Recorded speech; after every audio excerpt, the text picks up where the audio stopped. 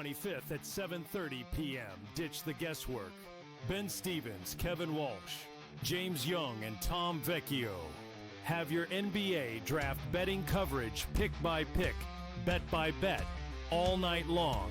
We got all the insights and expert analysis because betting blind isn't a strategy.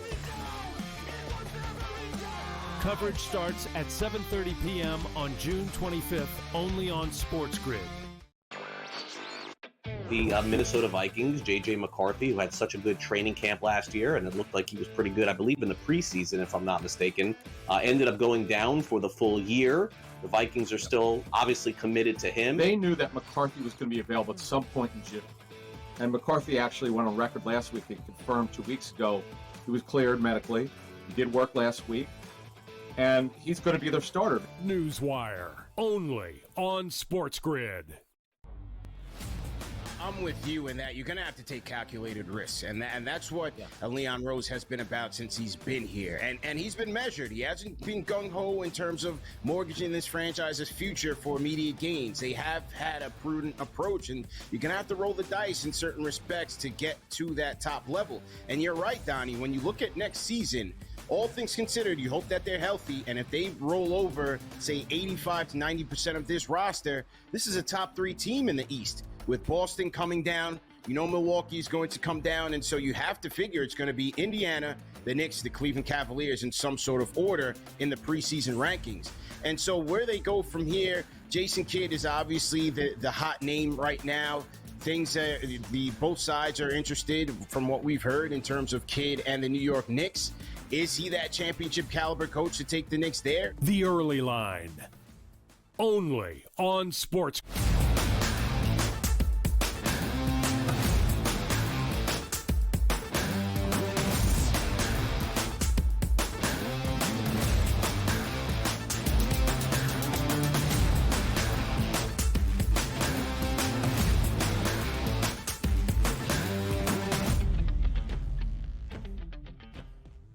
Time to rise and grind on a Friday morning. This is the Early Line on the SportsGrid Network, Sirius XM channel 159. And my goodness, what a weekend that we have. And we certainly have 3 hours to set the table for a game number 7 in the NBA. If you watched Major League Baseball last night, what is going on the West Coast there where it's Bean Fest out there? It's bing, bong, everybody gets hit. Ohtani, you get hit. Tatis, you get hit. The action is fast and furious, and we have time to get that all out to the people. It's Donnie Rightside. It's Joe Ranieri bringing the heat on a Friday. Boy, it should be easy today, Joe.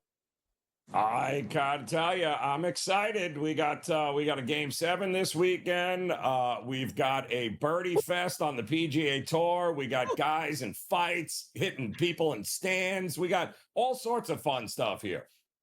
I love to see it here. Let's bring up the 7 and 7, the hottest topics across the sports landscape, which was anything hotter than Game 6 of the NBA Finals. And we joked yesterday, it feels like it's taken 15 days to get to game number 6. And boy, we were in for an explosion with the Pacers yesterday, handling their business, winning the first quarter by 3, blowing the doors off the Thunder in period number 2, which led to number 3, number 4, now in game 7 here. An unbelievable performance by the Pacers last night with an easy victory over the Thunder. How about that as an underdog?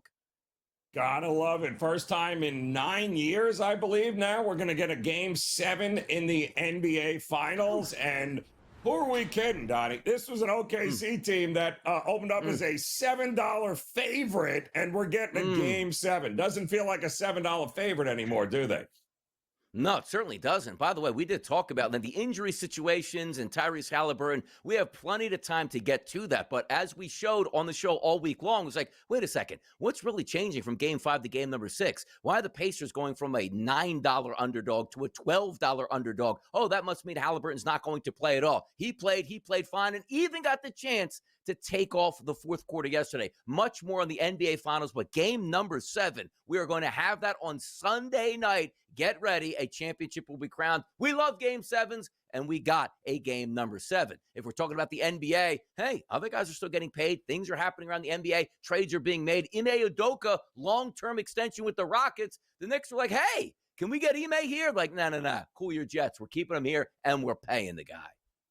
Yeah, and he should write a thank you note to the New York Knicks, by the way, for actually throwing his name out in the ring and making the Rockets go, I don't think so here. So great hire. Obviously, the sky is the limit for the Houston Rockets. Lock a guy up when you can do it. Let's just hope he can, stay employed here and leave other people's wives alone. I'm just saying it. Ah, boy. And also this, maybe they're paying him saying, you're about to get a major headache named Kevin Durant here, so at least we're going to compensate you for your time if it does not work out. So a lot more things are going to happen in the NBA offseason, but coaches get paid, players are getting paid. The question is where some of these players will be traded to. And also, next Wednesday night, the NBA draft, and will Ace Bailey drop all the way down to the Rockets because he's trying to tank his spot, his roster all over the place. It is what it is in the NBA, always fun times, but let's get over here. Can we talk about what's going on in Major League Baseball? The Padres and the Dodgers, excitement out in the NL West. Here's the issue, though. They're just trading shots between superstar players, and Manny Machado last night says, you know what, Dodgers, you better pray that Fernando Tatis's MRI/X-ray is going to come back clean. What does that even mean, Joe Ranieri? What's going on in this rivalry? I don't know, but it was just great to see the two old guys go at it and have to be separated. Dave Robinson, the two managers almost went to blows last night over it. Unbelievable, but a good win by the Padres eventually. But it's heated when the two old guys are running after each other at home plate. It's kind of funny. Oh, my goodness. And again, baseball is like, you used to have enforcers in basketball. Like, go back to the 80s and 90s. Hey, Charles Oakley, coming to the late, we're going to knock you down. Bill Lambier, we're going to knock you down. But it wasn't as if we're going to snap bones and injure you. Like in Major League Baseball, Joe, like the way you retaliate is, okay, I'm a pitcher. I can throw it 100 miles an hour. I'm going to drill you with this baseball. And then the unwritten rule book is, oh, you hit our guy, well, now I have to drill your best guy. And then you hit our best guy, we're going to hit another guy at this point until the umpires actually get control of the situation. This has been going on for the past few nights out there in Los Angeles. It's wild to watch because these are rivalry teams. And now the escalation, like, what happens if you get back today? It's like, oh, no. Like Fernando Tatis Jr. is out for 6 weeks with a broken wrist, man. It could get damaging out here. It could get really damaging. And in the defense of the pitcher, he was beat up. It was just a pitch that got away from him, Donnie. I don't think there was anything intentional about it, ironically, but you're not selling that to each bench and the managers. They thought it was very much intentional. And Ohtani out here just taking pitches like, hey, man, I'll play the peacemaker over here. Let me talk to that side. Manny Machado wants nothing to do with that. We'll see what some of those MRIs and X-rays come out today for Tatis Jr. But the Yankees, hey, we told you yesterday, they eventually have to break out. And against a bad pitcher, they finally did. 3 runs in the second inning here to have 4 before the 5th, which is a miracle for the Yankees. They tack on 1 more in the bottom of the 2nd, 2 more in the bottom of the 8th. And how about that? The Bronx isn't burning anymore. 7-3 victory finally over the Angels. Yeah, and it was ironic, too, because it was kind of the guys that had been slumping that were getting it done. I mean, Goldschmidt, 2 hits at the leading off. Bellinger, 3 hits in the 2-hole. Judge got a hit. So it was the guys that have been slumping actually did it at the top of the order for them. Everybody slumping. Well, yesterday the Yankees busted out and said, all right, the Big Apple is back to normal. Not the case there. If you take a look in Queens, who they were playing last night in Atlanta, 7-1 victory. Joe, I loved this game. I love Strider. Yep. I couldn't figure out why this was a -125 at the opening number. By the end of the day, it ended up in the mid -140s, and I still agreed with it. 7-1 victory for the Atlanta Braves. Strider back on the mound, who had a great start last time out. 6 innings pitched, 1 earned run given up, 1 walk, 8 strikeouts, lowers his ERA to 3.89, and the June swoon continues for the New York Mets. Yeah, and the bats are heating up again for Atlanta. We told you. Matt Olson, too, again, really swinging the bat well here. 3-run double, and you got that kind of effort from Strider. If those bats and the pitching start to come together, look out. I guess maybe we stuck a fork in the Braves a little too soon. Yeah, no, tonight, like, hey, we didn't have the greatest pitching series here. Well, now you're going to get the Phillies, who are hot at home with Zach Wheeler on the mound, and you're throwing a guy named was it Rod Tidwell? Remember going back to, show me the money. Like, I think Rod Tidwell's on the mound tonight for the New York Mets to try to break that streak. Good luck with that. The Phillies, by the way, over a $2 favorite tonight, so it looks like maybe a losing streak a little bit longer for the New York Mets. You take a look at the WNBA, which happened last night, the Mercury and the Liberty. How about the Mercury knocking off the Liberty? 2 straight losses. Is that 2 straight losses? Or at least 2 out of the last 3 losses here for the Liberty. And the Fever go on the road against the Valkyries and take a 10-point loss there. It's happening. Things are going down in the WNBA. Yeah, Liberty now all of a sudden can't get out of their own way, and Indiana with a barn brawler last game now all of a sudden can't go on the road and beat the poor Golden State team. My goodness, there is money to be made in the WNBA.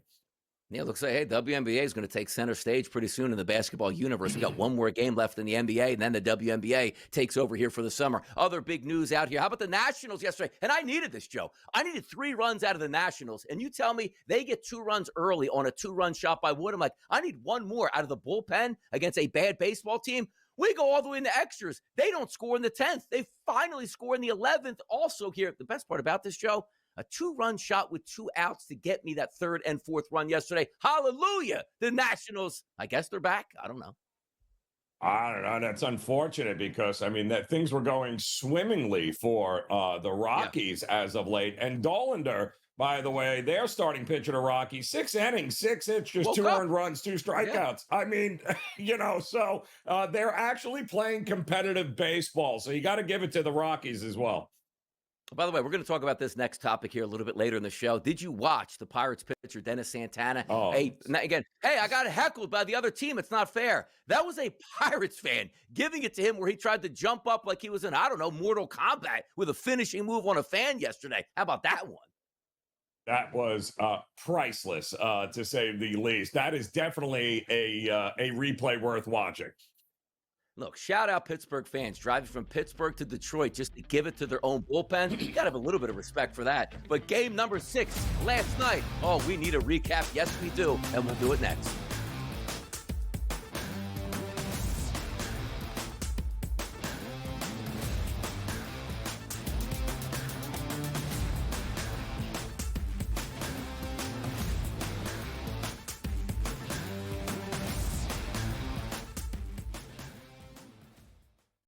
On June 25th at 7:30 p.m., ditch the guesswork.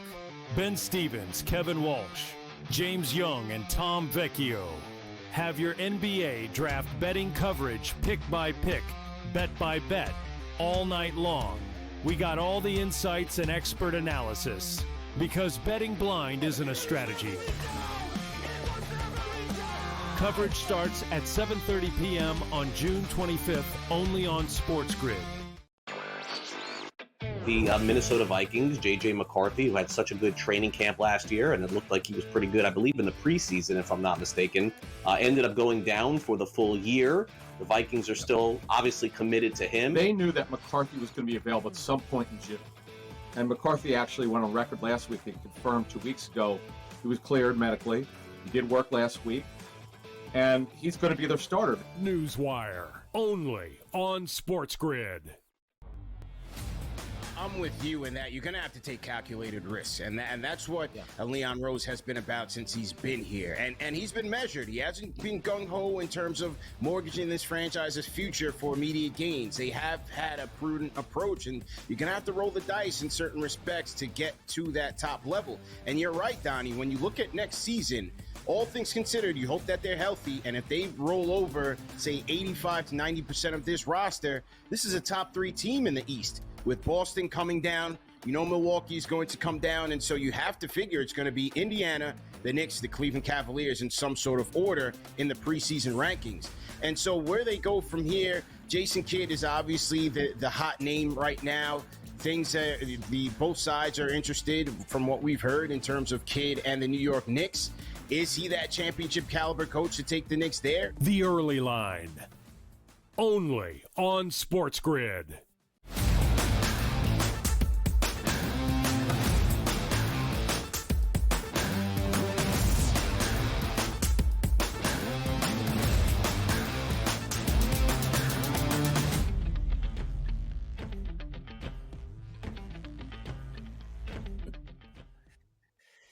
Oh, boy. Game number 6 of the NBA Finals, Joe. We could have been recapping an NBA season. We could have had 2 leagues, the NHL and the NBA, wrap up this week while we were on the air. That's not going to be the case. Yesterday, a big-time victory for the Indiana Pacers at home, taking on the Oklahoma City Thunder. It might have been a surprise to many, but if we were looking at the odds market before that game, it was like, wait a second. Lines going up, lines going down. But the prevailing process for me was, I knew once they announced Halliburton was going to play, whether he was healthy or not, Joe, that would drop the line. Because because we had those 5s, 5.5s. We had outlets out there at 4.5 at game time yesterday. So if you waited, you got a much better number on OKC, but it did not matter yesterday. You take a look at the Pacers, did exactly what you wanted them to do. Play well in the first quarter, enough to have a lead to keep that crowd into it. And then by the time you got to quarter number 2, they really hit the gas pedal and ended that game early. What an impressive performance in game number 6 there for the Indiana Pacers, which now we have a game number 7. 108-91. The defense was there. The pressure was there. The crowd was there. And now we have a game 7.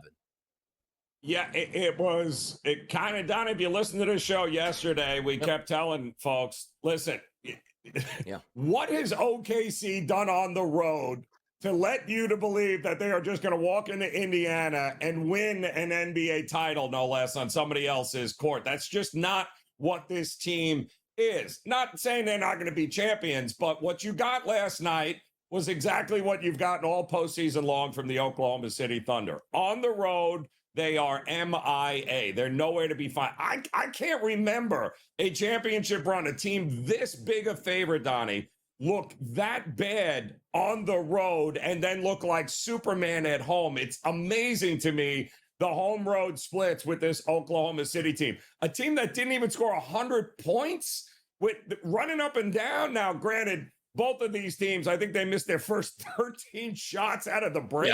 And that was kind of crazy to start the second half. But this game was never in doubt outside of the first maybe 2 or 3 minutes where Indiana couldn't make a shot to start the game. But after that, it was all Indiana.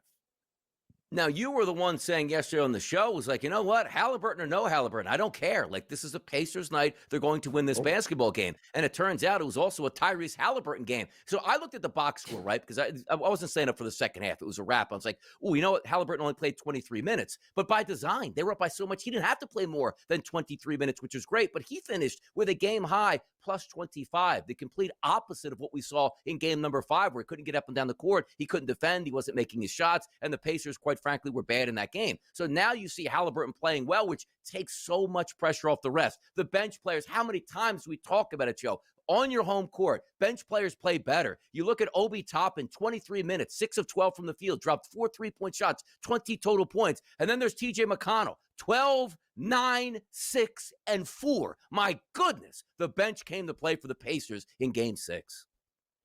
Bench players, and we said it, Donnie, bench players always deliver better at home in the postseason, and you needed them to. You needed the Obi Toppins of the world to come out and nail 3-pointers, which he did a lot of, in fact. And TJ McConnell continuing. I mean, he goes in, takes over the guard role there for Halliburton. 12 points, 9 boards, 6 assists off the bench. I mean, they have plenty enough depth and shooting to be extremely dangerous in this series, and that's exactly what they've proven to be. And you and I both know a game 7 means good luck. It's anybody's ball game. Now, what do we take out of game number 6, right? We love the Pacers fight, but they've been doing that all along. Like spots that you just don't think the Pacers can win, they rise up and win comfortably in this game. But let's flip it over to an OKC perspective. We take a look at the superstars, right? Jalen Williams coming in as that Batman and Robin tandem. 27 minutes, only 16 points. He was a minus 40 in this game, Joe. You take a look at Shai Gilgeous-Alexander, 31 minutes, but only 21 points, a minus 17. Lou Dort, the defensive stalwart, 21 minutes, only shot 5 times from the field, making 1 shot here, a minus 28. Was this just one of those games where you say, we just didn't have it, and that's okay. We'll rebuild for game number 7. But in the moment, like, this is a team, Joe, right? Not used to closing out championships. OKC's never won one. So you don't say, it's no big. Like, you have a chance to close out. And the first time you have that chance, you get absolutely beat down. That's interesting to me. Yeah, well, and you nailed it, Donnie, because this isn't just any other game. This was an opportunity to win an NBA Finals, coming off of a great effort at home where everything going your way. The star player on the other team, he's not 100%. Will he play? Will he not play? You had every opportunity here, and you don't want a game 7 because you don't want to give them an opportunity to do it. Now it's going to shift where all of the pressure, it's not on Indiana. It's all on OKC at home because you couldn't get it done. You didn't show up in a game 6. Young team, very talented, but that's what you saw. A very immature team last night not show up when it mattered the most. And also, you take a look at the final score, like 108-91 is a blowout. Like, take away the fourth quarter, which, again, the Thunder won by 13 points. That's how bad this game was. Like, open up, you don't play well to start, but still a first quarter lead here. Second quarter, you extend it. Third quarter, you extend it. This game was a wrap. And it's like, okay, let's get our starters back to the bench, and we'll see you back in OKC. Now, that might work, and yes, OKC is good, and you fight all season long, Joe, to have a game number 7 in your building, because that's the fruits of your labor, and OKC has that. But it's a little bit different when it's like, hey, 1 or 2 possession game down the stretch, we almost were able to get it done. You didn't even show up, and that's a credit to the Pacers here. And again, a credit to that lineup, starters and also bench. If you told me coming in, Joe, by the way, Siakam's going to score 16 points. Miles Turner's going to give you 3. Halliburton's going to give you 14. You know what, Joe? We're wrapping up the NBA Finals today with an impressive game number 6 victory for the Thunder. That's how good the Pacers were. They didn't even need their big boys to play big boy basketball. Yeah, and, listen, they tried to come out in the second half. Okay, I think they took Hartenstein out. They started Alex Caruso, and none of it mattered. They were both terrible to come out in the second half. But the damage was already done because the Pacers, I mean, what were they up, 30-31 in the second half at one point? And that's when basically OKC's like, all right, let's fight we'll live to fight another day here. But to me, mentally, the damage was done in that game. Yeah, we'll take a look at some of these reactions. Also, game number 7, what do those lines look like? Again, Tyrese Halliburton, we want to hear from him. Is he healthy enough to go in game number 7? No worse for the wear. Mark Daigneault, the head coach here. We got everything you need to know about game number 7 of the NBA Finals right here on the early line coming up next.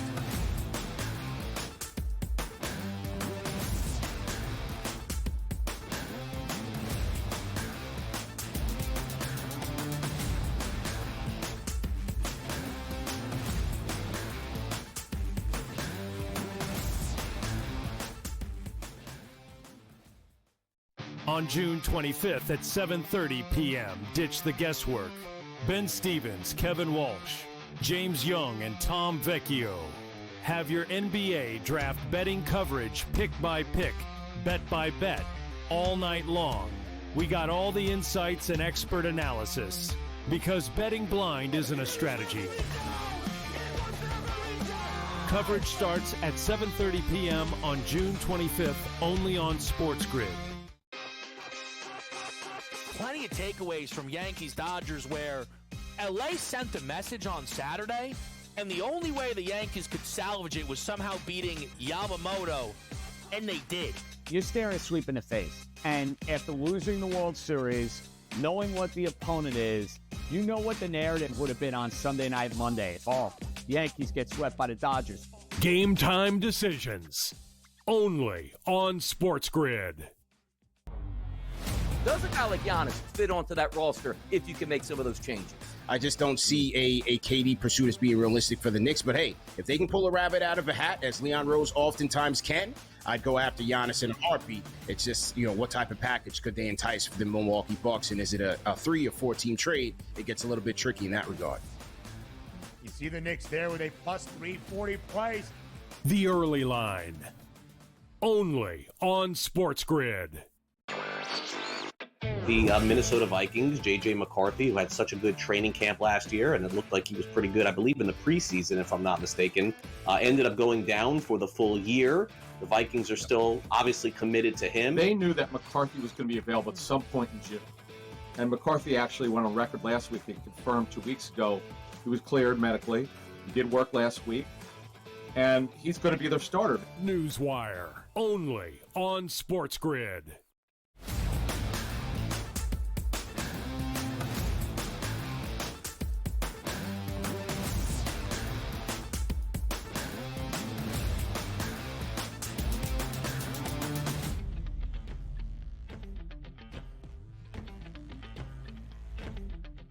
Hour number 1 in full effect right here on the early line. SportsGrid Network, Sirius XM Channel 159. It's Donnie Rightside along with Joe Ranieri. The big question yesterday wasn't really, hey, can the Pacers extend it to a game number 7? Yeah, we finally got there and they did that. The questions, Joe Ranieri, were what were we going to get out of Tyrese Halliburton? So take me through what you saw yesterday during the day, the information you got, and then right through the game itself with Tyrese Halliburton.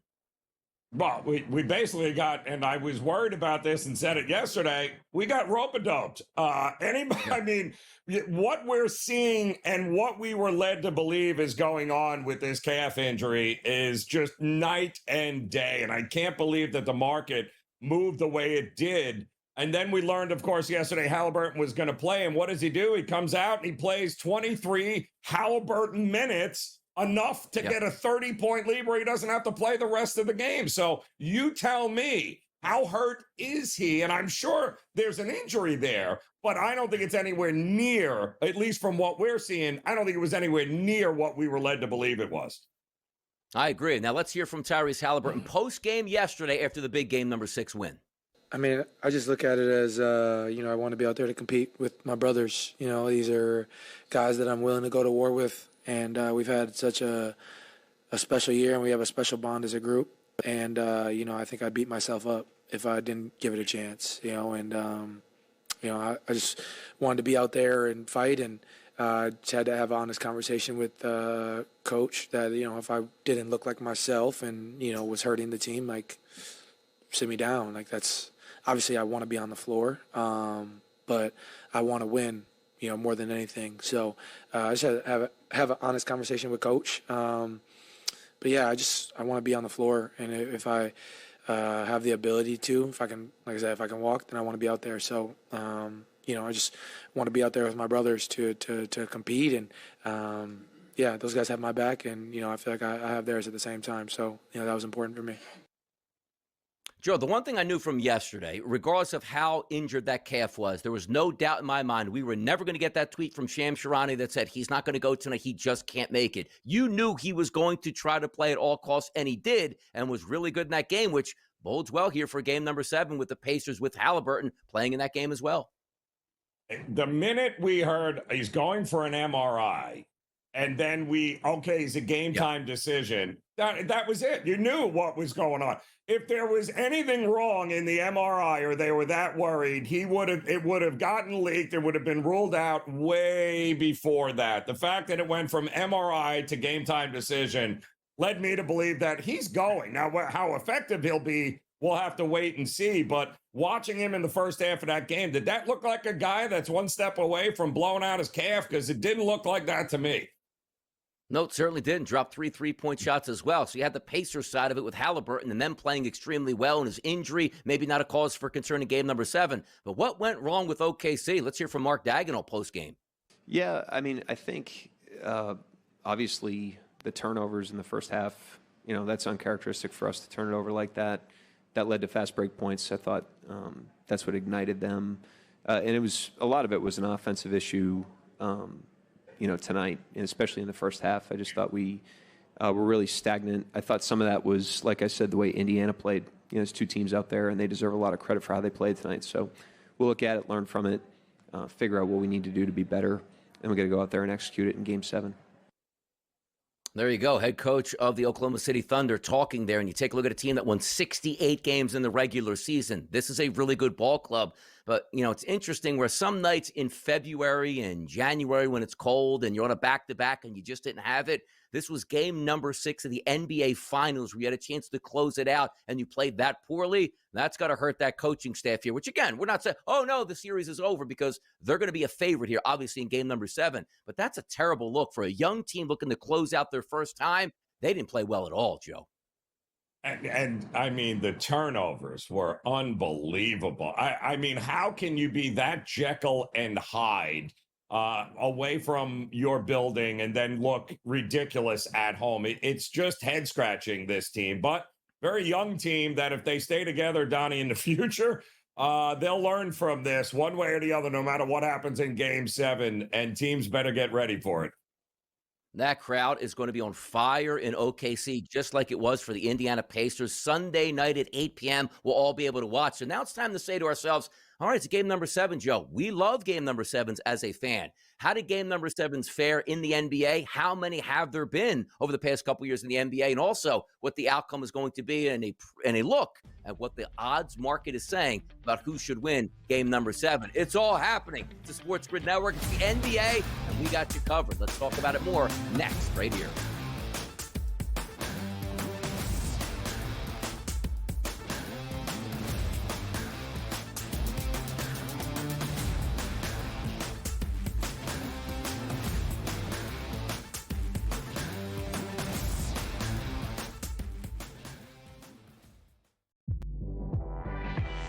Their team total is 19.5 wins. I told you to go under, and it's by far the best bet I have recommended on this network in 4 years. They can't get out of their own way. And now Sloot is out for the year. Let's hope Sloot gets back, because I respect the hell out of Sloot, and I want her to go out on her own terms. Hopefully we'll have her back for the 26th season. Betting above the rim. Only on SportsGrid. I got a feeling Finally. Pittsburgh's going to the Super Bowl.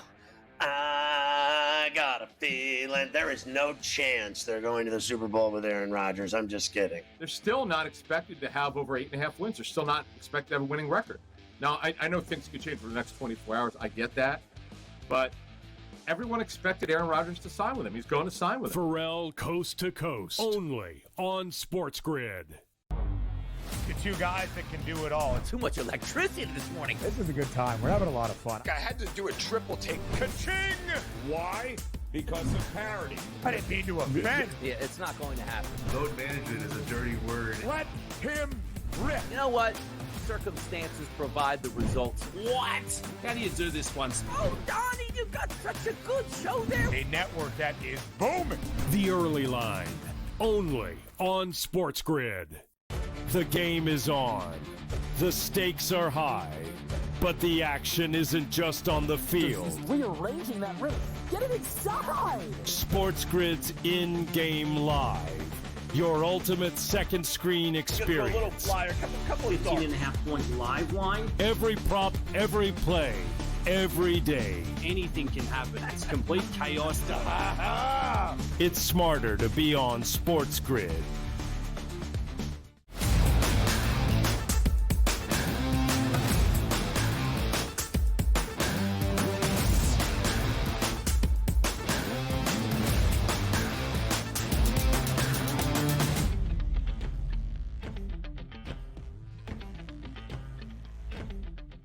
Game 7 Sunday night, appointment TV, absolutely. Now, today's a Friday, so we get the whole weekend. Like, there's Major League Baseball, the WNBA. Joe pointed out, some good PGA Tour golf that you can sink your teeth into. But we'll wait for Sunday to get some action here. And did you know, Joe Ranieri, that we've had the NBA Finals, we've had since 1990, 1, 2, 3, 4, 5, 6 game number 7s. And in the history of the NBA Finals, this will be the 20th overall game number 7. Some of the more recent ones here, 1994, the Rockets took care of the Knicks in a game number 7. The Spurs over the Pistons in 05. In 2010, the Lakers beat the Celtics. 2013, the Heat over the Spurs. 2016, the Cavaliers over the Warriors. And now 2025, the Pacers over the Thunder. We love game 7s. We love to see who's going to come out on top. And man, imagine being home. I'm an OKC fan. I bought a ticket to this game in game number 7. Oh my goodness, how much fun that's going to be. Or the absolute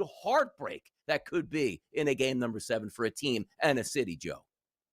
Yeah, well, good news for Oklahoma City is, I guess, favorites, I think, in a game 7, 15-4 in the finals. Yeah. But the bad news is the last time we saw it in 2016, it was the Cleveland Cavaliers coming back from a 3-1 deficit to beat Golden State at the Oracle of all places. So, yeah, recent history tells us this is anybody's game. And quite honestly, with these two teams, all the pressure's on one side, Donnie. It's not on Indiana. It is all on the Oklahoma City Thunder.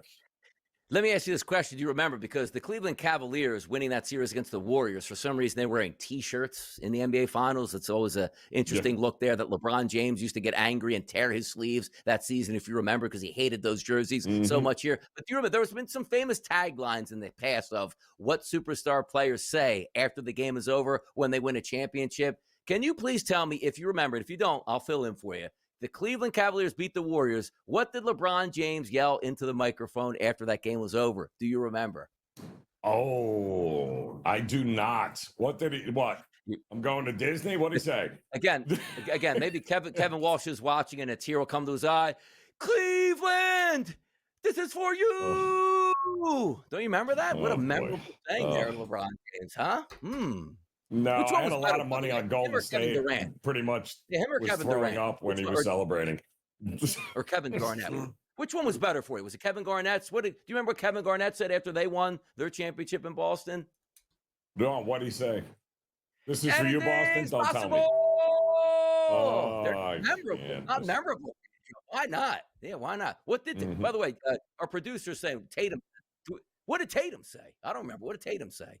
Did Tatum scream out? Oh, we did it? Was it passionate, though? I don't even remember it. I don't see that. That's how memorable. Do you remember Tatum yelling, "We did it," Joe Ranieri? I don't remember that one. Well, if a tree falls in a forest and nobody's watching, does it really make a sound, Donnie? I'm just saying. So now the question's going to come up. Exciting finals. Yeah, the question's going to come up, and we'll get to the game itself. But here's the question I want to ask you: like, if SGA and OKC wins it, is somebody yelling into the mic, and or Tyrese Halliburton, or does Halliburton's dad grab the microphone and let everybody know about that? Do we have a memorable saying after this is over in Game 7? That would be amazing if we can get Halliburton's pops to grab the microphone here and just, and give the bird out to everyone. I mean, that would be just absolutely tremendous. Probably not going to happen, though. But the question is, if it's OKC, is it SGA? And if it's Indiana, is it Halliburton? Is that what we're thinking here, that the cameras will be on? Exactly. Who's going to get that? Because we got some things to figure out. And also, no surprise here, Joe Ranieri. Heavy favorite, home court advantage, OKC for game number 7. The FanDuel Sportsbook overnight opened that line at -8.5. The FanDuel Sportsbook this morning still sitting at 8.5. The total in this game, weren't we looking, Joe, in the low 230s to start the series? It opened 213.5, but has risen now currently to 215. So when we look at these opening numbers for game number 7, what comes to mind for you between the side and or total? Yeah, it's, again, 8.5 is a big ask for a team that just showed up the way they did with a chance to close it out. Now, they've been good at home, but if you haven't figured out the Pacers, one game, that's it. One game to lay it all. And the Pacers have done nothing but overcome the odds throughout this postseason here when it matters the most. I'd be hard-pressed to be laying any sort of 3 possessions or more with OKC. Certainly, they're good enough to win by that. But in a one-game winner-take-all, I would not be laying that number.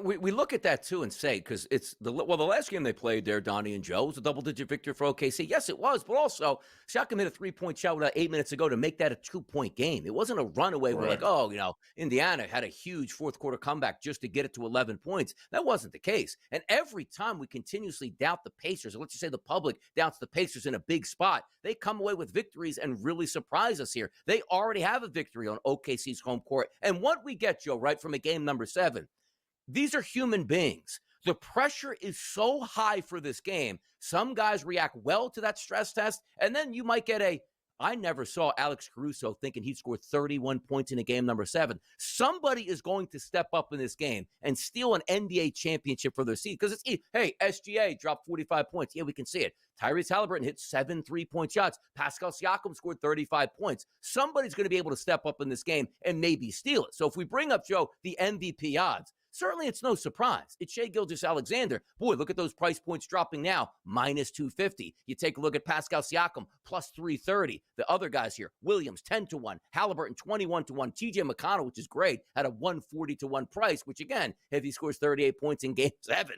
he's probably going to get it. But obviously, we know he's probably not doing that. Looking at the MVP numbers here, is it just paint by numbers? Yes. If Oklahoma City wins, it's SGA. Yes. If Indiana wins, it's Pascal Siakam.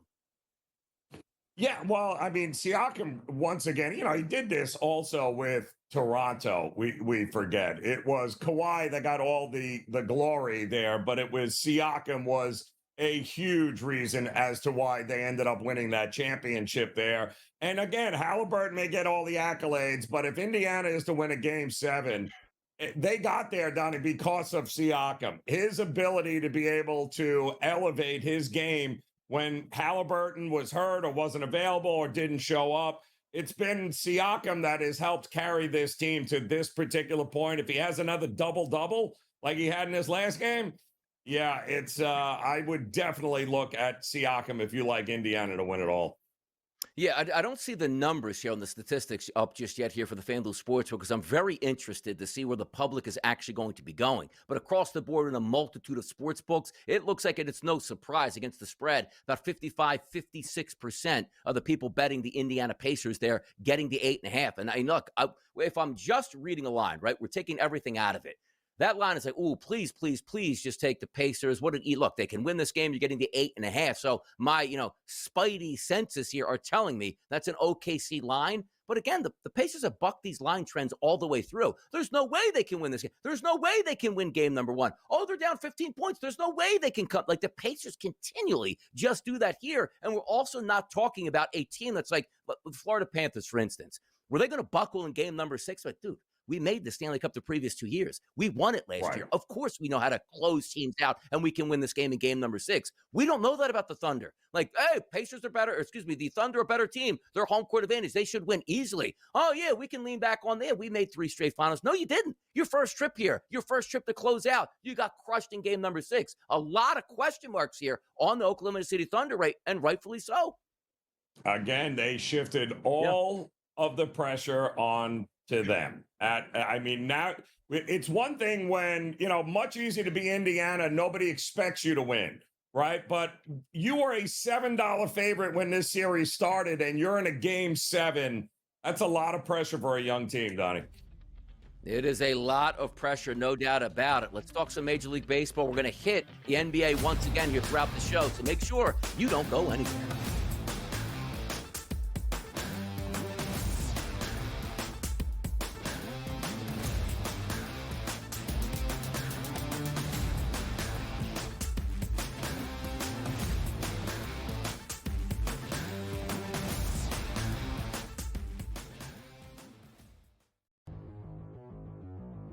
Dialing it back to his old days with St. Louis and Arizona. Buy or sell, Goldie will finish top 7 in fantasy first baseman. No, I'm going to say no. I think he'll fall off. Older player here, he'll be top 10, but not top 7 here. Top 10, I would say I'd buy it. Top 7, I'm going to say no here. I think he'll put up decent numbers here. Not as good as he was. I don't think he's going to back 340, 350 all year long. Fantasy Sports Today, only on SportsGrid. I'm with you in that you're going to have to take calculated risks. And that's what Leon Rose has been about since he's been here. And he's been measured. He hasn't been gung-ho in terms of mortgaging this franchise's future for immediate gains. They have had a prudent approach, and you're going to have to roll the dice in certain respects to get to that top level. And you're right, Donnie, when you look at next season, all things considered, you hope that they're healthy, and if they roll over, say, 85 to 90% of this roster, this is a top 3 team in the East. With Boston coming down, Milwaukee's going to come down, and so you have to figure it's going to be Indiana, the Knicks, the Cleveland Cavaliers in some sort of order in the preseason rankings. And so where they go from here, Jason Kidd is obviously the hot name right now. Both sides are interested from what we've heard in terms of Kidd and the New York Knicks. Is he that championship caliber coach to take the Knicks there? The early line, only on SportsGrid. Every 5 days, it's really exciting when Skeens pitches, and it's terrible watching him pitch because every time he pitches, they don't score. Having him hit the lineup probably would actually help when he pitches. There's no way to do it because you can't, but it's beyond frustrating. And the numbers will tell you, the books have adjusted. Pharrell Coast to Coast, only on SportsGrid.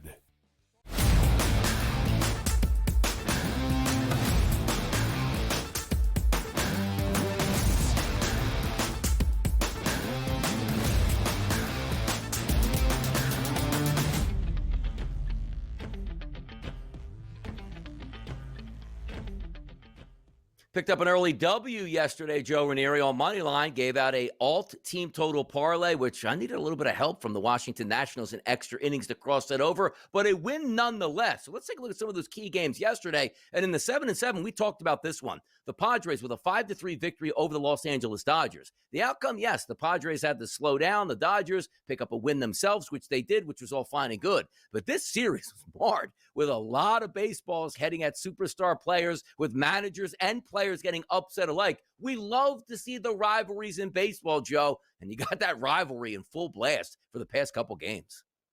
Absolutely. And you just were waiting for it. Started in game one of this series, Donnie, and these guys were on edge the entire time. And man, you just drilled Tatis with a fastball riding up and in like that. And by the way, I think the initial x-rays were negative, they said. He said that it wasn't good. And we'll have to see. I mean, no, you don't want to ever see that against one of your star players. And I got to tell you, if it was the number 9 hitter, the backup second baseman, I don't know if we would have gotten the same reaction.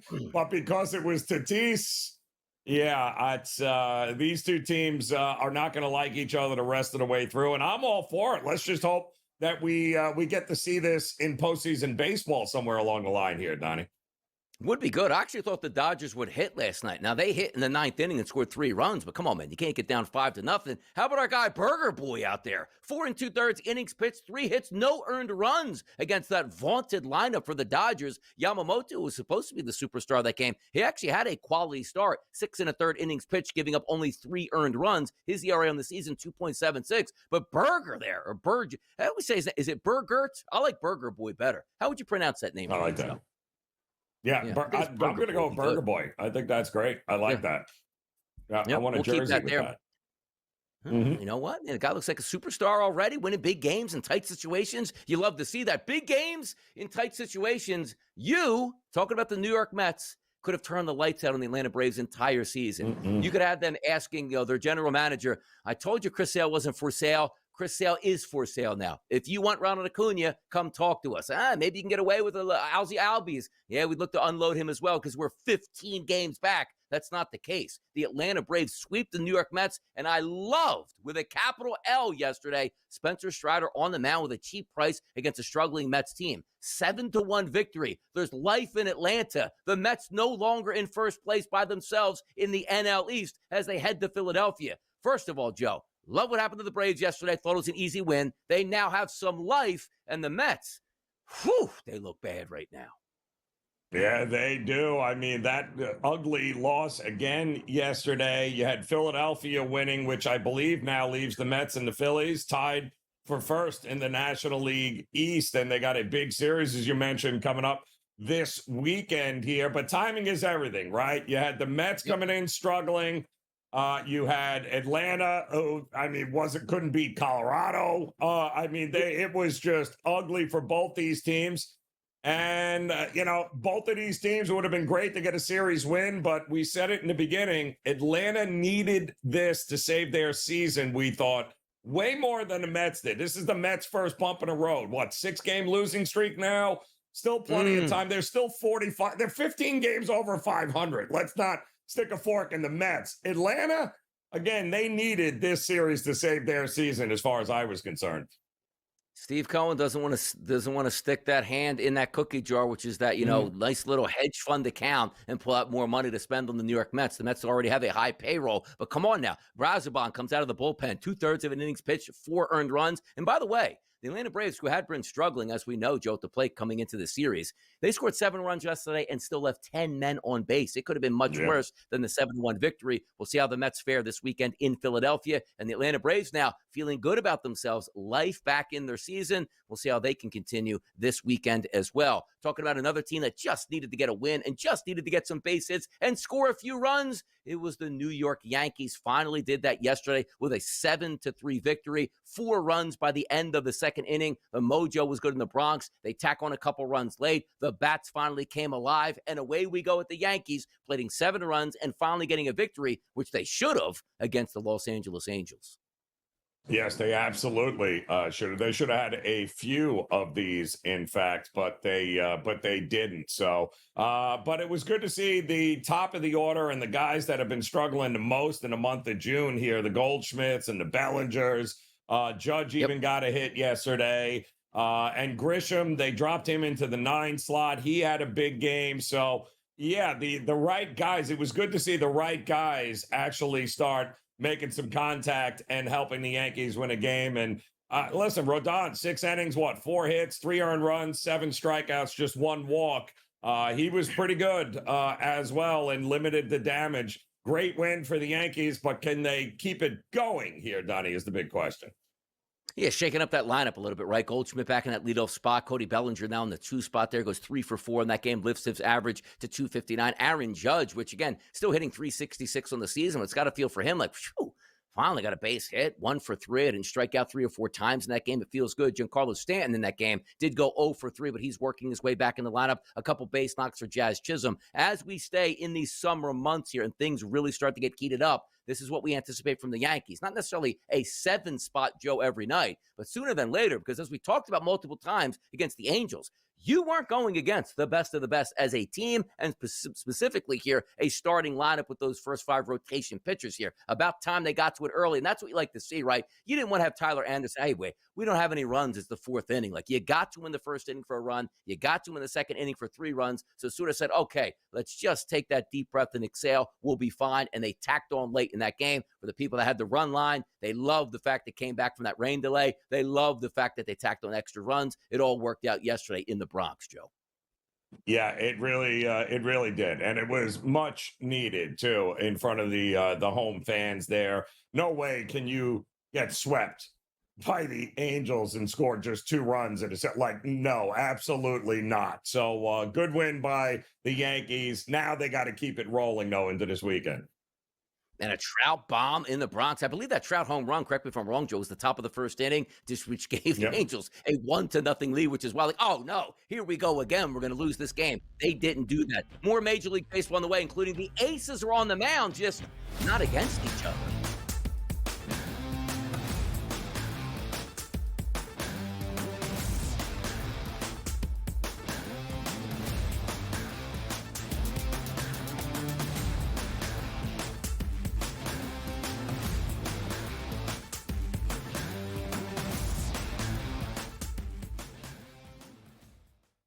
On June 25th at 7:30 p.m., ditch the guesswork.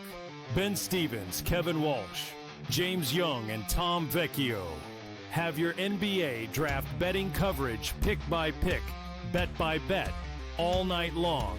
We got all the insights and expert analysis, because betting blind isn't a strategy. Coverage starts at 7:30 p.m. on June 25th, only on SportsGrid. The Minnesota Vikings, J.J. McCarthy, who had such a good training camp last year, and it looked like he was pretty good, I believe, in the preseason, if I'm not mistaken, ended up going down for the full year. The Vikings are still obviously committed to him. They knew that McCarthy was going to be available at some point in June. And McCarthy actually went on record last week and confirmed 2 weeks ago he was cleared medically. He did work last week. And he's going to be their starter. Newswire, only on SportsGrid. I'm with you in that you're going to have to take calculated risks. And that's what Leon Rose has been about since he's been here. And he's been measured. He hasn't been gung-ho in terms of mortgaging this franchise's future for immediate gains. They have had a prudent approach, and you're going to have to roll the dice in certain respects to get to that top level. And you're right, Donnie, when you look at next season, all things considered, you hope that they're healthy, and if they roll over, say, 85 to 90% of this roster, this is a top 3 team in the East. With Boston coming down, you know Milwaukee is going to come down, and so you have to figure it's going to be Indiana, the Knicks, the Cleveland Cavaliers in some sort of order in the preseason rankings. And so where they go from here, Jason Kidd is obviously the hot name right now. Things that both sides are interested from what we've heard in terms of Kidd and the New York Knicks. Is he that championship caliber coach to take the Knicks there? The Early Line, only on SportsGrid.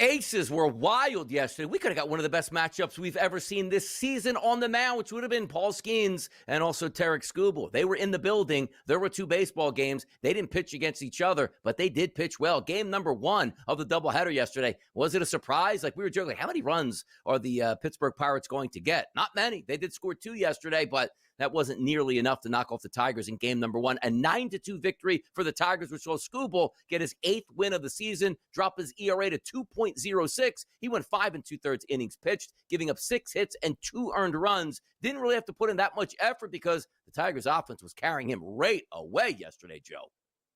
Yeah, well, and we had mentioned yesterday that this Tigers team at home against left-handed pitching has been absolute money because Skubal wasn't great, by the way. I mean, he only went 5 2/3, gave up 6 hits. I think he walked 3 guys, and it wasn't one of his vintage Skubal, goes. So good win for the Tigers. If you laid the run line, you were probably still juiced up, but it was worth it because they staked him to such a big lead. It really didn't matter what was going to happen from there. But he only went 5 2/3. Wasn't excellent there yesterday, Tariq Skubal, but he didn't have to be. Yeah, one of those where like, hey, the Pacers didn't have to play in the fourth quarter. Why? Because they were hammering OKC. Same thing with Skubal. Like, hey, why are we going to have him go out for an extra inning and a third here at the pitch when we already have this clearly wrapped up in our back pocket? Game number 2 of the doubleheader saw Paul Skeens on the mound. 6 innings pitched, 2 earned runs, 5 walks, which was interesting, but had 9 strikeouts to lower his ERA to a 1.85. Now, the Pirates ended up winning that game 8-4, but they played 4 runs in extra innings to get that victory. They'll take it how they get it, but a victory there nonetheless for the Pittsburgh Pirates.